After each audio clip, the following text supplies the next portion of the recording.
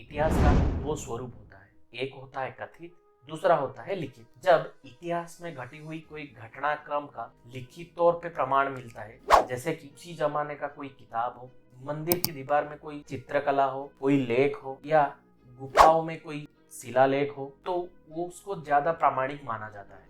यूं देखा जाए तो भारत की नौ यात्रा की परंपरा बहुत पुरानी है। समंदर के रास्ते बाहर देश में जाना और व्यापार करने का परंपरा हमारे साथ बहुत साल से है, जिसका प्रमाण हमें हमारे वेद पुराण में पाणिनि के द्वारा लिखा हुआ अष्टाध्यायी, चाणक्य के द्वारा लिखा हुआ अर्थशास्त्र और कालिदास के द्वारा लिखा हुआ रघुवंशम में भी मिलता है। लेकिन शिप बिल्डिंग का जो ज्ञान है, कला है, परंपरा है, उसके बारे में हमें पता चलता है युक्तिकल्पतरु से। युक्तिकल्पतरु राजा भोज के द्वारा 1100 शताब्दी में लिखा गया था और इसको संस्कृत भाषा में लिखा था राजा भोज ने। युक्तिकल्पतरु में राजा भोज ने different type of boat and ship building के बारे में, ship building techniques, rules, regulation, measurement, use, colour, design, would selection, उसी के बारे में बहुत ही डिटेल्ड वे में लिखा हुआ है।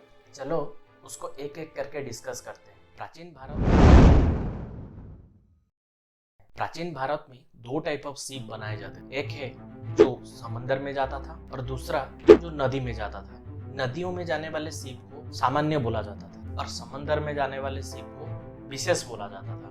नदियों में जाने वाले शिप्स को उनके लेंथ, ब्रेथ और हाइट के हिसाब से उनका नाम रखा गया था, जैसे कि क्षुद्रा, मध्यमा, भीमा, चपड़ा, भया, दीर्घा, मंथरा। आप वीडियो पॉज करके शिप का मेजरमेंट और उसका नाम चेक कर सकते हैं। किया गया था, जिनका लेंथ ज्यादा था उनको दीर्घा बोला जाता था और जिनका हाइट ज्यादा था उनको उन्नता बोला जाता था। दीर्घा टाइप शिप का नाम उनका लेंथ के हिसाब से रखा गया था, जैसे कि दीर्घिका, तरणी, तरी, जामिनी, बेगिनी, प्लाबिनी।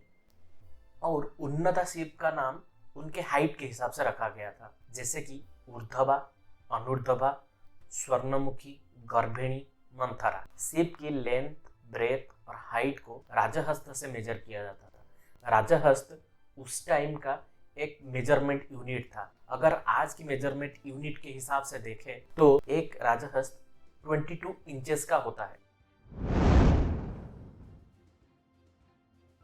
वुड सिलेक्शन शिप बिल्डिंग का एक अहम हिस्सा है।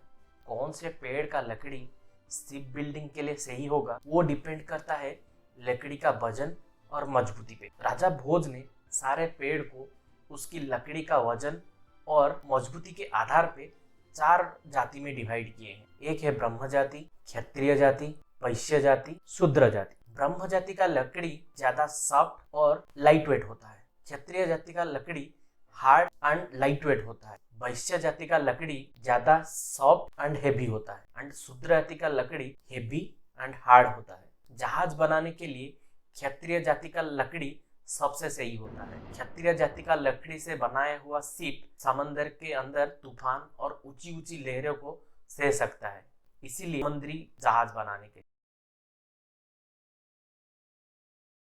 भारतीय परंपरा में जब हम कोई भी बड़ा काम करने जाते हैं, हमेशा राशि नक्षत्र का गणना करते हैं और एक शुभ मुहूर्त निकालते हैं। कोई शादी हो, बिजनेस स्टार्ट करना हो, घर लेना हो, घर बनाना हो, हमेशा एक शुभ मुहूर्त निकालते हैं। राजा भोज लिखते हैं जब मंगल मकर राशि में हो और अन्य राशियों से छठे स्थान पर हो, वो समय शिप बिल्डिंग के लिए सबसे अच्छा है। और जब सूर्य धनिष्ठा नक्षत्र में हो, वो समय समुद्र में लॉन्ग जर्नी के लिए सबसे अच्छा रहता है।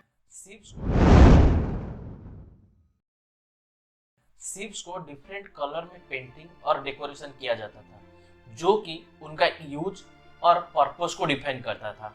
जहाज के अग्रभाग में different type of Hindu gods का पेंटिंग बनाया जाता था, जैसे सूर्य, चंद्रमा, बृहस्पति, मंगल, ब्रह्मा, इंद्र। उसके साथ साथ डिफरेंट बर्ड्स, टाइगर, सांप, हाथी का भी पेंटिंग बनाया जाता था। इससे बहुत सारे शिप्स थे जिसमें छोटा छोटा कैबिन बनाया जाता था और उसी कैबिन्स का पोजीशन के आधार पे उनका नाम रखा गया था। सर्व मंदिरा, मध्य मंदिरा, अग्र मंदिरा। सर्व मंदिरा उसको बोला जाता था जिस सीप में आगे से लेके पीछे तक कैबिन रहता था, और मध्य मंदिरा उनको बोला जाता था जहाँ पे कैबिन सीप के मिडिल में रहता था, और अग्र मंदिरा उसको बोला जाता था जहाँ पे कैबिन सीप के फ्रंट में रहता था। सर्व मंदिरा सीप्स को हॉर्स, वोमेन और राजकीय संपत्ति को ट्रांसपोर्ट करने के लिए यूज होता था, और मध्य मंदिरा शिप्स को बेसिकली राजा अपने लग्जरी के लिए यूज किया जाता था। अग्र मंदिरा शिप्स को समंदर में लॉन्ग जर्नी और नावल वारफेयर के लिए यूज किया जाता था। आपको अच्छा लगा होगा, प्लीज लाइक,